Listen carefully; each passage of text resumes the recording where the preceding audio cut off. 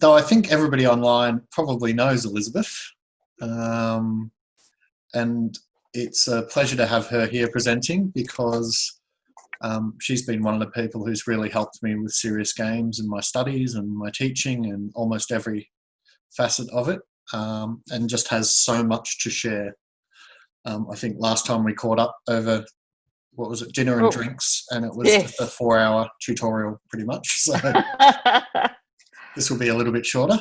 But thank you, Elyssebeth, for joining us today and giving up your time. Well, now I'm going to have to go back and start again, because now that I'm empty here, I can see it, but I can't bring it up. I can't. Oh, there it is. Sorry. It's always a problem when you've rehearsed and then it doesn't work. So what I said I'd talk about was bending time, but in fact, the more I worked on this, I looked at the idea of bending time and space. So the question is about what happens when you're trying to take a face-to-face activity, a simulation game, role play, and put it into an online or asynchronous activity. And in fact, I doubt if I get to answer the question, because I've only had time to look at issues of what happens to time and space. So that's kind of what I'm going to do. And the cartoons that are scattered through it were drawn by an artist who attended a simulation I was running on emergency management. It's quite a while back, but I think that the cartoons have always held their reality. Don't worry, I'm in control of what, of who, and how. And sometimes I think when we're working with time and space, that's exactly what happens. So we've had a quick introduction. I've spent a long time in this area. I want to talk today about time and a bit about space. I've got an activity that will hopefully give you some thinking and talking time, so you're not listening to me. We'll have a chance to discuss the results, and then we'll have a summary. Now, my intention is to show the concepts of time and space are relatively unstable and always difficult to pin down, and that this can be in conflict with what we think is the norm. So I've got 3 concepts I want to look at. If you could put questions and observations and things in the chat. I can't see the chat while I'm sharing my screen, but when you go to the breakouts, I'll go and have a look at the chats and pull up all the questions I can and include answers to that in the discussion. So what I've done, I've allowed time for that later on. So please use chat prolifically. And as the mosaic shows, I want to play with ideas with you as well. So the question is, what is time? And in a Western sense, a lot of our concepts of time go back to the ancient Greeks. Time, says Aristotle, is the most unknown of all unknown things. And in 2014, a guy called Masters kind of pointed out that we're still in the same boat. We've got lots of things that physically manifest time. So the clock I've got running that's telling me how long I'm speaking for, it's a manifestation, but it's not necessarily a definition of time. It's just a thing. It's a clock running. It's not time itself. And that is quite a difficult thing for Western thinking to get our heads around, or those of us brought up in a Western environment. So we see time as chronological. 1850 is not 1950, and 1950 won't be 2050, but time marches, and that's often a phrase that's used. And we don't see any need to make any seriously important connections between past, present, and future. I guess I'll add as a sidebar that perhaps some of the issues we're having in getting people to come to grips with issues of climate change and climate resilience is exactly for this reason. What we're doing today will have no impact on the future, and what they did in the past has no, is the kind of belief. However, if we compare that with Aboriginal thinking, they've actually got a very, in their cultural perspectives, and I know it's different across the country, so I'm only generalising. Time is seen as something that binds past, present and future together. The Western term for that is dreaming, which is a bit of a put down word, but it's a familiar one. And the concept is looking at interconnectedness through people who came before us and people who are going to come on afterwards. And you can hear this when people do acknowledgements of country. They talk about past, present, and future. And for me, the concept is it's a bit like that spiral staircase. It goes down and it goes up, but part way we don't know whether we're up or down. So it's that everything is happening in time. It has these eternal implications backwards and forwards. Interestingly, since Einstein, science has been saying that that's probably a more realistic view of time. He talked about time and space as being intimately connected. You can't have one without the other. And again, Ravelli, another physicist, says time's an illusion and reality is just a complex network of events, which corresponds to Aboriginal thinking. So we've kind of taken a long way round to come back to a very old tradition of thinking. And when we're doing simulations, that's exactly what we're doing. We're playing with time and space. So we either understand or do it without understanding that we're playing with the whole concept of time and space. We concertina time. So the military might do Operation Talisman Sabre for 2 weeks up in Shoal Bay in Queensland, but that might theoretically be running a military campaign that's over 12 months that they concertina. Or you can stretch time. We're going to have a 5-minute boss to subordinate conversation and we take an hour to do it and unpack it.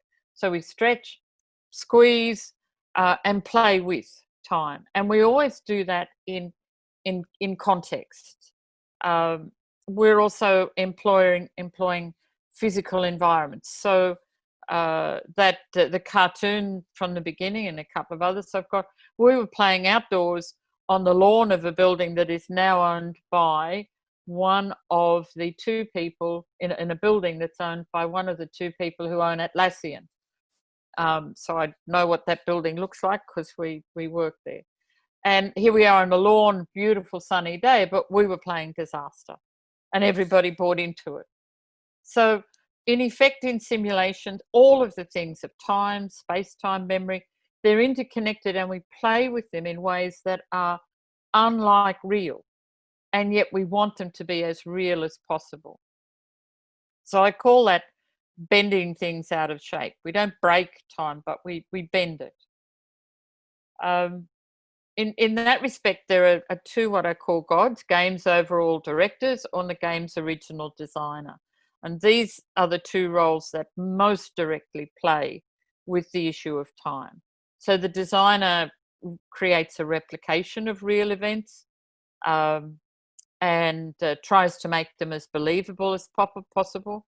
If you're in that area of work, there's valid and verifiable as a measure of simulation.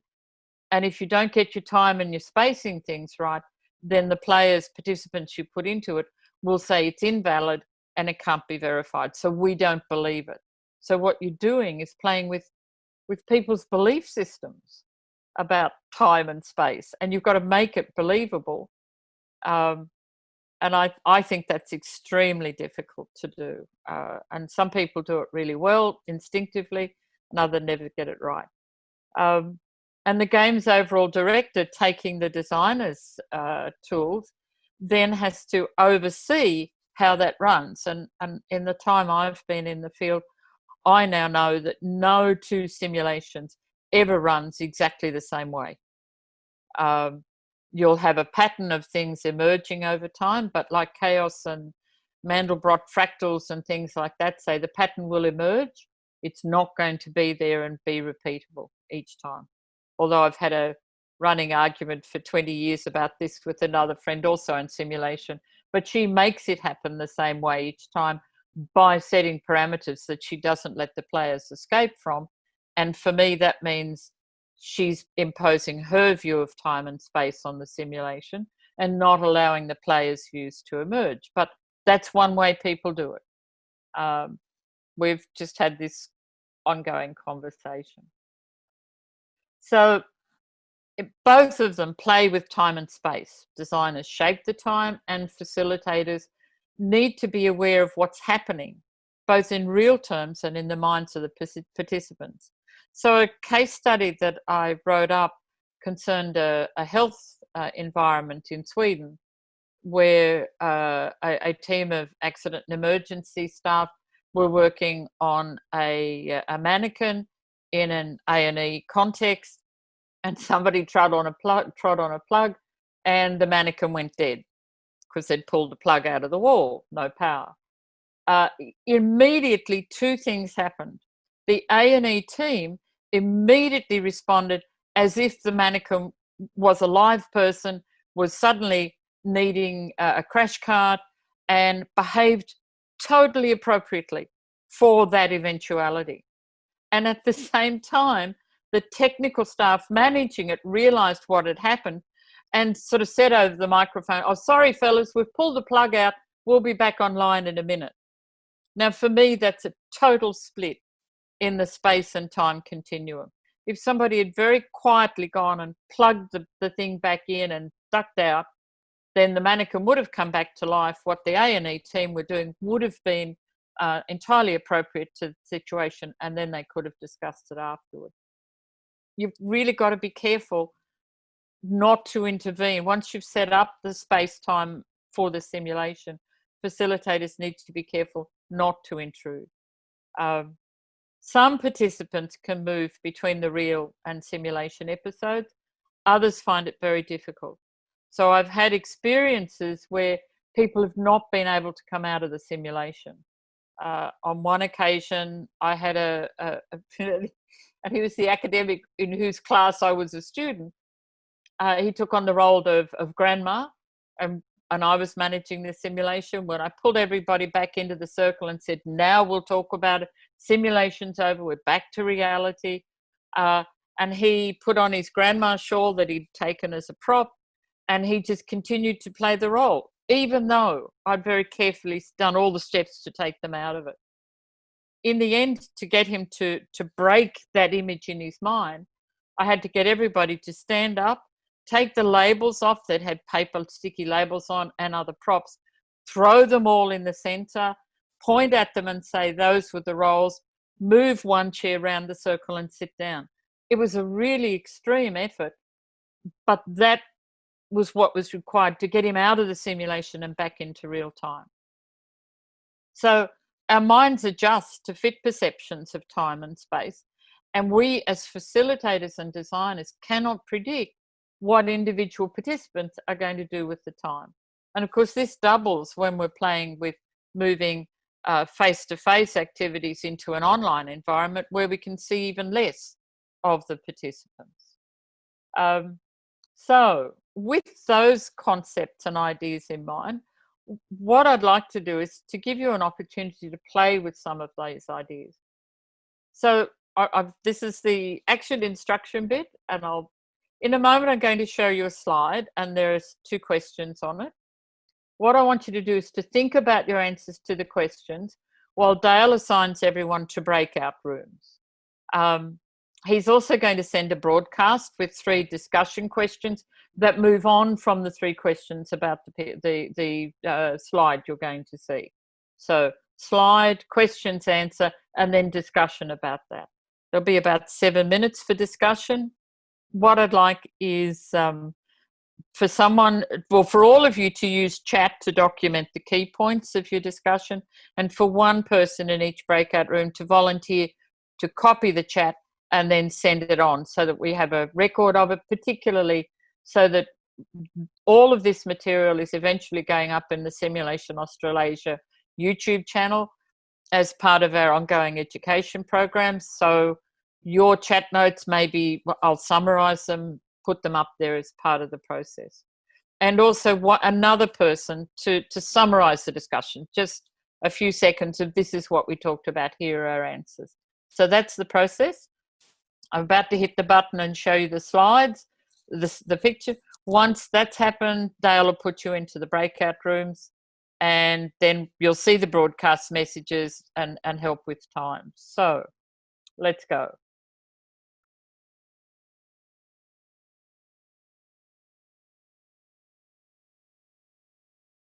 Okay. Now what I'd like you to do, Dale, I'm going to stop sharing my screen. Dale, can you put everybody into the breakout rooms? And while you're in the breakout rooms, I can see there's a bit of chat going on. I'll be answering the chats.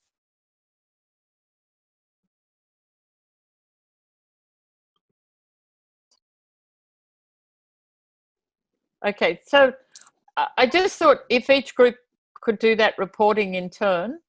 So group 1, you would have been told to go to room 1. So would group 1, who was going to speak for group 1? Or check breakout room 1?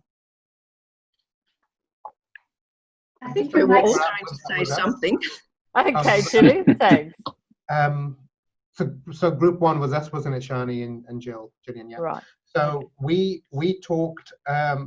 We figured out quickly that we were all very different. Our approaches were sort of informing our thoughts. So Shani's an engineer, Gillian's an accountant, and I'm a psychologist.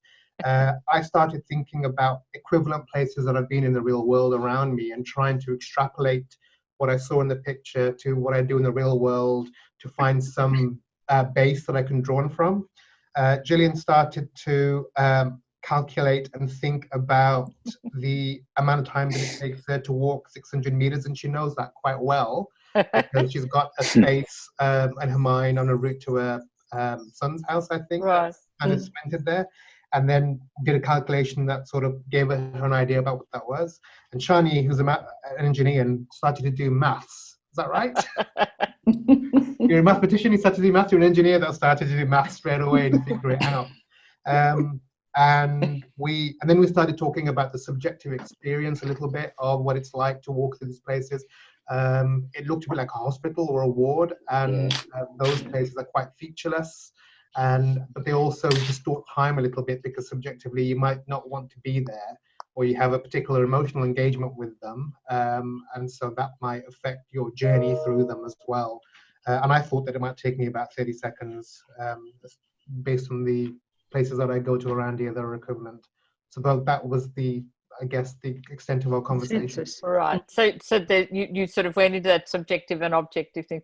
Well, I'll tell you, it's actually a corridor in a hotel in Thailand.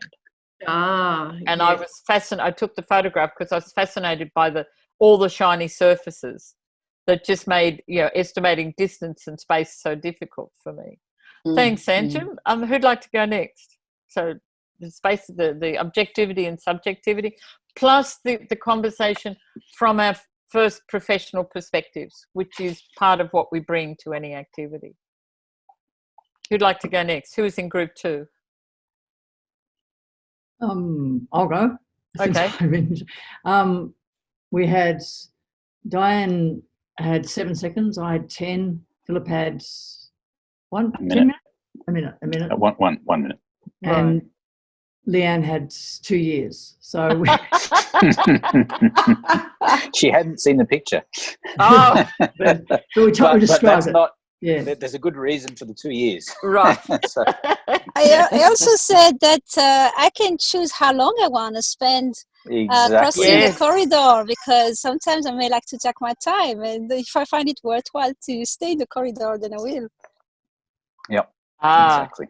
Nice perspective. Okay. And anything else came up in the conversation? It seemed to be a bit too that if you looked at the end of the corridor, it seemed a long way, whereas if I was counting the doors, so being good engineers, made a way of... So that issue of looking at different things in the same context. Yeah. Okay, thank you. And that was group 2. Group 3. Who was in group 3? I think I'm taking that one. Yeah, you're taking that one. Okay. So I don't think any of us really gave a solid answer in terms of how long it would take, because I think most of us approached this from the perspective that we just didn't have enough context. So one of the things came up is we don't know the person's ability to get down that corridor.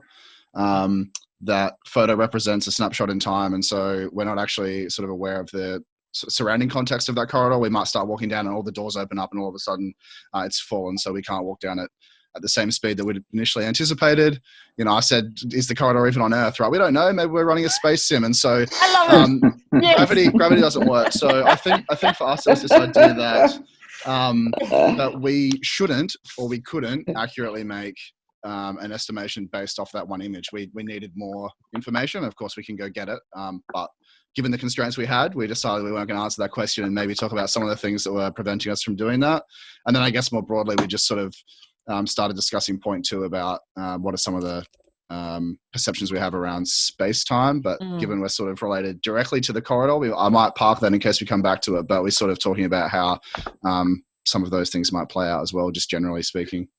Well, I love that the fantasy bit came in. Because Definitely. for me, when you're in simulation, if there isn't an element of fantasy, then you're not doing the simulation well enough. And fantasy can be very close to reality. That was really great. Thanks. So I guess from here, the things I'd like to do, or what I'd like to do now is, what questions have you got for me with regard to what I've said and what your experience was of discussing the corridor and your estimates and so on in regard to the issues of time and space in simulation. So I really want some questions. One of the things that crossed my mind with regard to, I guess, manipulating time is most of your examples, I think, were typically about, well, either condensing time or stretching time, but not the problem when the time is not continuous. So right now we're all working digitally. We might have to take something offline and maybe turn something that would have been a continuous thing into something that's asynchronous. So I send you an email, I don't get email back for 3 or 4 days, and that can like really negatively impact my simulation or my instant gratification, I guess, from doing this thing. Do you have any considerations for dealing with that sort of asynchronous nature now of not being able to always do things in real time?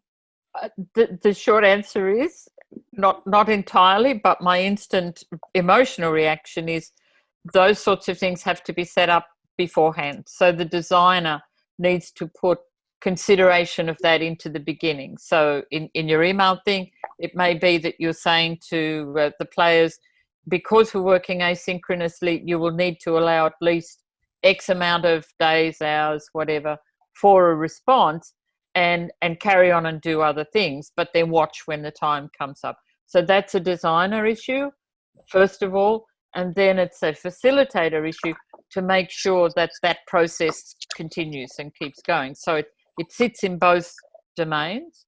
And yes, since it is one we can anticipate, it can be addressed, I think, fairly readily. It goes wrong when people don't put it up front. So in a simulation, you've always got the 3 phases of briefing, action, and debriefing. That's a briefing issue. And then in the debriefing, what you've got is conversations about what was the impact of having to wait for your responses. How is that like what life was like in a period of time? You know, I'm always fascinated by early Australian history because we're so used to instant communication, but it could take 6 months for somebody to write a message here in Sydney and wait for the reply, wait for the letter to go to England, have a reply and come back. That's a whole 6 months time delay. I can't imagine what it would be like writing and saying, dear boss, please help me answer this question, and I'm going to get an answer in 6 months. How do I, how do I help people understand that's what it was? So that's a design issue. And you address it in the briefing, it happens in the action, and then you have to come back to it in the debriefing. Yeah, great question, thanks. Thank you. One of the first games I worked on was called Barbarossa to Berlin, and Wow. It included the fog of war. So you could send, and it was all real time, actual real time. So you could send off a messenger off on a horse, and maybe he wouldn't even come back. And it was the most infuriating game ever because it was too real. Yeah. And see, that would then be, and then in your debriefing afterwards, what you're trying to then do is get participants in touch with the emotional state for the people at, if that was an historical one. So what's it called, Barbarossa? So that was the Second World War one, Operation Barbarossa? Yeah, for Battlefront games they were called. Right. But they're these people that are really into the real-time strategy of war. Yeah. And I guess, Scott, you know, in terms of having a look at places to find out more about how other people have done that, some of the war game stuff is brilliant because they have thought through that timing stuff really well. And how to do it and what happens, and so they'll have lots of advice there. If that's another place is in the LARP, live action role play. They do a lot of work on that as well. So it's about the how to manage the process. Yeah, thanks. Next question. Good question. Anjum, you must have one for me. Sorry to disappoint, Elyssebeth. No. So somebody else with a question. Gillian, how does this work for you in the kinds of simulations and things? But I was sort of thinking about that because when we're teaching as well, we have to sort of in the design almost think about how we can fit it into our 3 hour or our 1 hour or 2 hour class. So and certainly some of the simulations that we've been building. So the latest one, Dal, you'll know that we need to sort of work out how many hours of CPD training. So how long should it go and how much can people actually deal with the context? Because you could, you know, it could go on and on, but we need to sort of capture, I suppose, the essence of what we want to convey within a certain time frame. So that's challenging. And one of the things there is that if you really let the simulation do what you think it needs to do, that sometimes there isn't time to get the debriefing in. And that's been a constant problem that people say, oh, I had fabulous learning exercise, but no debriefing. Well, yeah, I'm of the school that says it's not a simulation if you haven't debriefed. But then there are ways to debrief that then allows for the fact that chronologically students will move on. So if you're running out of time, you can say in the last 10 minutes, make 6 dot points about the key recollections for you and we'll discuss it next week. Or spend 5 minutes writing continuously without taking your hands off the keyboard and put that as a reflection in and we'll follow it up next week. So there are ways of trapping the participants' immediate reactions and then discussing it later rather than saying, oh, we're out of time, no debrief. And that's why I sort of deliberately put the first simulation right at the beginning of the semester. So I pretty much use the rest of the semester as, in a way, a debriefing. It's a debriefing. So I refer back because they do the learning and then we go, remember when you did this. This is an example of this. And it's that, so it's that recursive nature of what you're doing. That's really important. Because in a way, that's what all the reflective practice is saying that we need to do. Once we put people into an experience, it's a lived experience, however artificial, that we can then return to again and again. Diane, I know a bit about your work. Would you like to just briefly say what you do and sort of maybe make a comment how the idea of time works in your context? You talking to me, Elyssebeth? I am. Yes. Oh, okay. Right. What do you mean, like our work with the with your work with defence? Yeah, because time plays an enormous role in what you do. Oh, thank you, Elyssebeth. Well, I suppose in regards to time, it's quite interesting, this subject, actually, because I don't want to sound like some kind of weird metaphysical guru here, but for me, it's just a man-made construct. You know, I mean, I suppose you could say what I call the endless now, which is very Indian. But most time, I mean, anything that you experience, you only ever experience it in the present moment. So whether you think of something of the past, you're thinking about it in the present moment. Whether you're planning something for the future, you're planning it in the present moment. So basically that's, I suppose, what I think in regards to time. But in regards to our work, because what we do is, as you know, Elyssebeth, very physical simulation,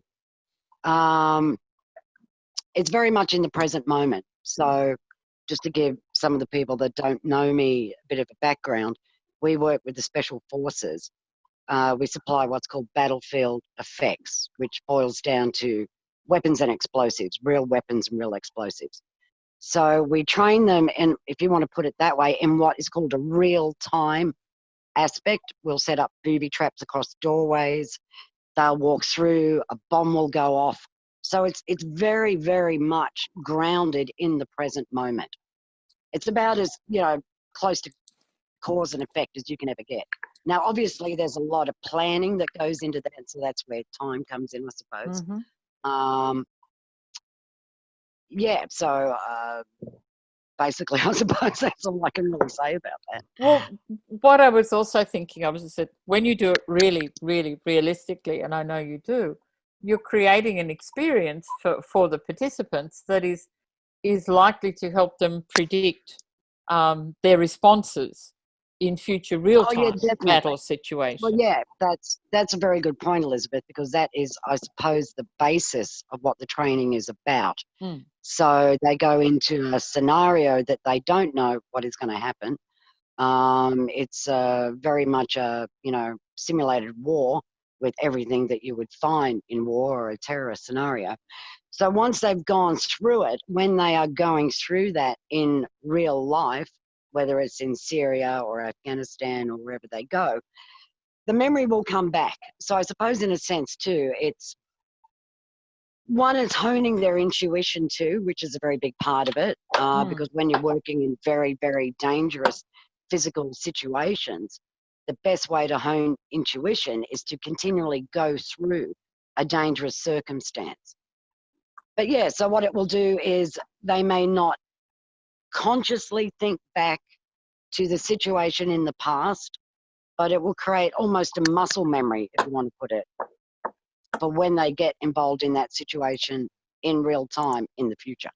And to me, that's part of what I see simulations doing, is creating that muscle memory, emotional memory. So the time space of a simulation should, if it's designed well and achieves its intention, help take people forward in time with more skills and knowledge than they had before they went into the simulation. But you've condensed time or squished or played with time. But out of it comes a continuing change in skill and awareness and in responsiveness. Yeah.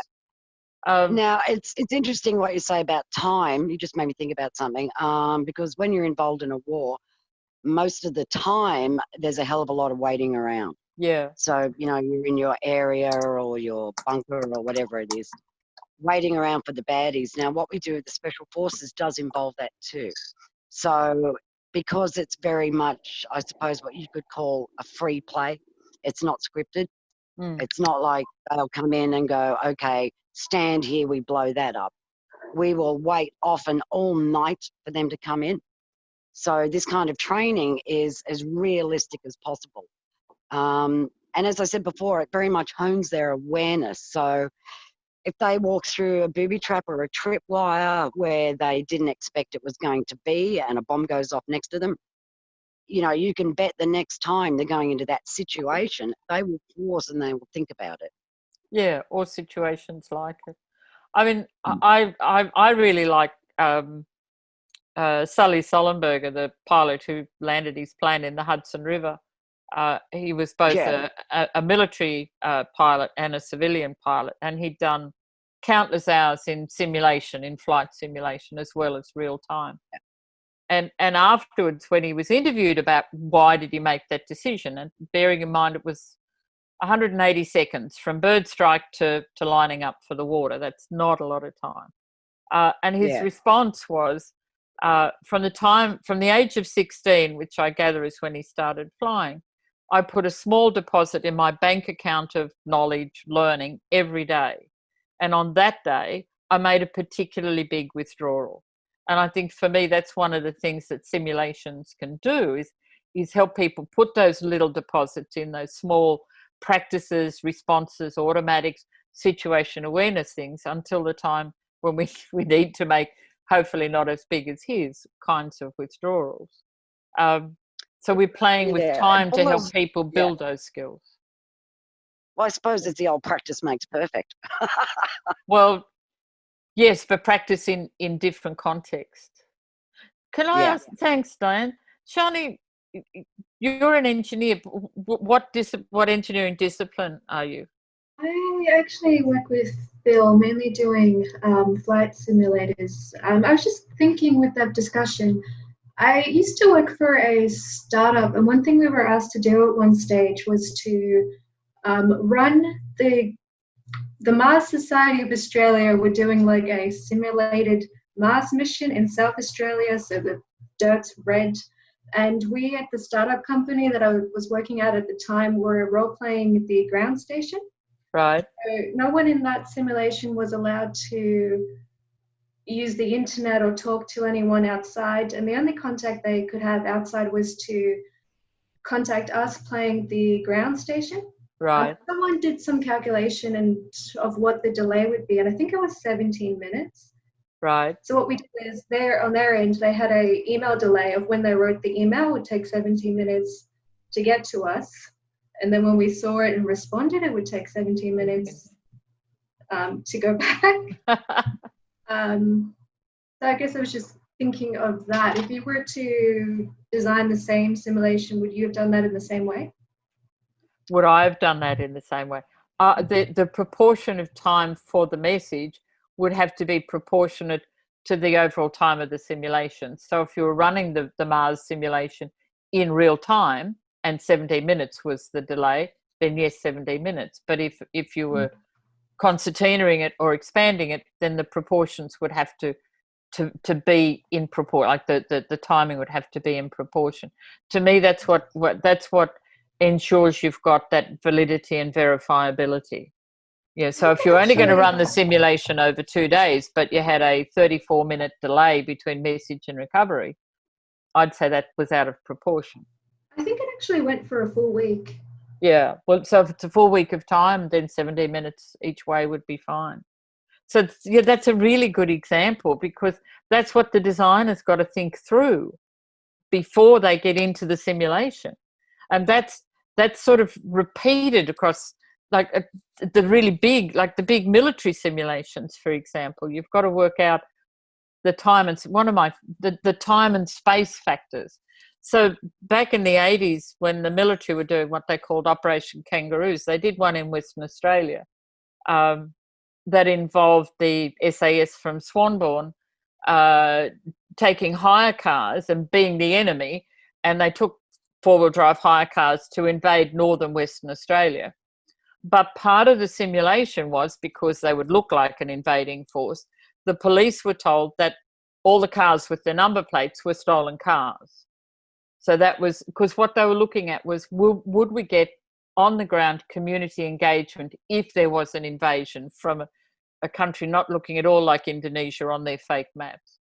And one of the very early things that happened was one of the stolen cars was stopped by the police. So they were trying to, police were doing their job because they didn't know it was a simulation. And when they searched the car, they found a whole lot of maps, information, and other stuff that was clearly about an invasion of Western Australia. So they took all the information and sent it direct to Defence Headquarters in Canberra, where, of course, suddenly the defending forces have got the whole of the battle plan for the invading forces, not something the designers had allowed for. That's in that one. To me, it was a really good example of, no matter how carefully you design, when you put people into the place of the simulation and give them time to work it out, there are things that are going to happen that in a million years you could not anticipate. It's like you've suddenly, your enemies, your whole of your enemy's battle plan, and that wasn't part of the scenario. So yeah, it's about designing it, putting in all the time steps that you think you're going to have, making that valid, but then knowing that when you put people into the equation, they're going to play with it. They're going to do things with it the way you did with the answers to the core question. Mm-hmm. You'll all look at it.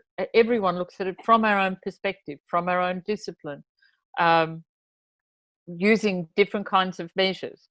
And to be honest, I can't tell you how long the corridor is, because the one thing I didn't do was measure it. So I don't know how long it is, or how. I had a room at the end of the corridor. So it probably took a couple of minutes to walk, because it was quite a long corridor. But I can't tell you precisely. But as soon as you go into that kind of conversation that you're in, we bring our own views.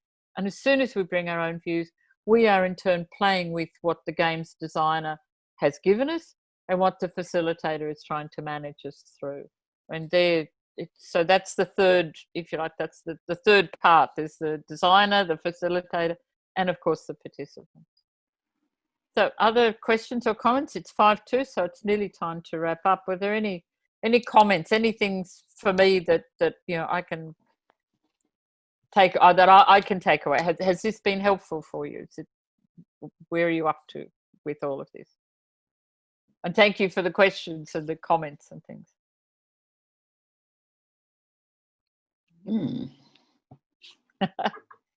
Some feedback, please. It's a silence room. It's a silent room. I think that one of the things that I've been reflecting on while you've been talking is about, in a lot of the simulations that I've been involved in, and most of them aren't in a learning capacity, they are in an experimental capacity. Although there are learning components, like, people have to be trained up in order to do the task before they then go on to do the task. There's a time budget for everything, and it's highly structured, and it feels like even if there's a full day of training and simulation that's involved, that day will move very quickly, because every little piece has been accounted for. And so I can't really say that either I or the people that I know that partake in those live in the present moment much, because they're thinking about the next steps, they're thinking about the goal at the end, they're thinking about the assessment component that needs to be brought in as well. There's debriefing that happens throughout the day, but I imagine that from experience that the debriefing budget and time is one that people tend to see as something you can eat into and spill into with the other components. And I mean, the idea of coming in, like thinking about one of those in the context of training for an experimental session, the idea that you're not thinking ahead and the idea that you can let things sort of be as they are, that's a bit of an unsettling idea, because it's got all sorts of other dependencies associated with it. But when I have taken part in simulations which aren't really structured in the same way and they're more open and free, those tend to go on for much longer. There's less pressure associated with time, and I do enjoy being in the present moment in those. When I'm on the other side, not someone who's doing the learning or the managing, and I'm the recipient, I do like the idea of there being not much around me to sort of overtly structure me through the phases, because I like to feel freer than these systems look like on paper. So that's just one of the things that I've been thinking about as people have been talking about, their experiences. Okay, and Scott commented on the whole Dungeons and Dragons issue, of because some of what we now know about simulations, I think, came directly out of Gygax and Dungeons and Dragons things. That whole issue of the dungeon master, and then behind the dungeon master is the game's designer. I mean, it's a brilliant way of looking at it. I really enjoyed the connection. And for Anjum, for me, the issue about all of that is yes, you're right. In an experimental research environment, there are differences. Again, I didn't even think to include those, but that's another part of what Diane said. It's some of it is always in the perception of the player. I mean, my favourite story of all time is did I tell it, or was I telling in practice? If I told it, stop me. It was a group of social work students, and we were running a simulation about post-disaster recovery. And we were in a workshop, a carpenter's workshop in a TAFE college, and they were all female students, and somehow a group of them had managed to lift one of the heavy carpentry workbenches on top of another one, because they had to simulate being 15 feet above the flood level. And at that moment in comes the caretaker, who gets totally furious about somebody disturbing his room. I rushed down and said, "Oh, I'm really sorry, we'll fix it, and I'll put it all back the way you wanted." And while I'm calming him down, there's this wonderful voice from the table. God only knows her occupational health and safety, but this young woman sitting on top of a workbench on top of a workbench, and she just leans over and says, "Look at that silly man. He doesn't know he's 15 feet underwater." And they got on with planning what they were going to do for the disaster recovery. So we in our own minds play with time. When we're designers and facilitators, we have to play with what the design says we're doing, with what we think participants might do, all of those things. To me, it's an amazing privilege to be able to do that in research contexts, in learning contexts, and also in Sim Cafe context, Dale, because it's time to stop, I think, just on two. We're trying to keep all of these to one. Yep. So thanks for your questions and comments. And thank you, Elyssebeth. And I'd like everybody just to join me in thanking Elyssebeth for her very interesting and thought-provoking talk today. Thanks. And it's sort of opened my eyes. I've realised I was one of the people who was just probably doing a lot of that without giving it much thought when I was designing games. So. Sure, but that's part of it. All I'm doing is saying, here's a reality, here's how well you're working in it, and here's when problems happen. This is what might happen. Could those of you who copied the chats from the 3 rooms just find the message you got for registering today and do it, put the chat text in a reply back to that address? That's our administrative officer, and she can forward them to me. Is that an email, Elyssebeth? Or an email? Yeah, so save the chat. Okay. Yeah. And then just, it'll be a text document, and send it either to, well, you've got my email address, so you can send it direct to me. But if anybody hasn't, I won't try and put anything now, but Dale's is there. If you save it and send to Dale. So thanks, Dale. Next week, what's happening? Oh, I'll have to check.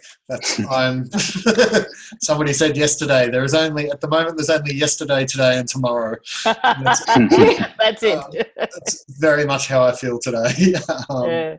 I will check that quickly before everybody goes, but thank you everybody for joining us, because obviously without you, it's not much fun.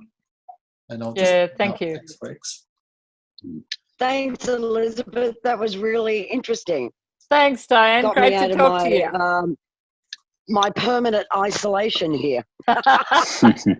So next week we have a coffee when the lockout's over. Yep. Dale? Next week we have Sandy Buchanan, who is looking at how we can use technology for children's health. So he does a lot of stuff at the children's hospitals down here in Victoria. Oh, great. And has and things like that. So it should be another interesting discussion. Thanks, Dale. Sounds great. Thanks, everyone. All right. Thanks, everyone. See you. Thanks, Dale. Bye, everyone. Take care. See you. Thanks. Bye.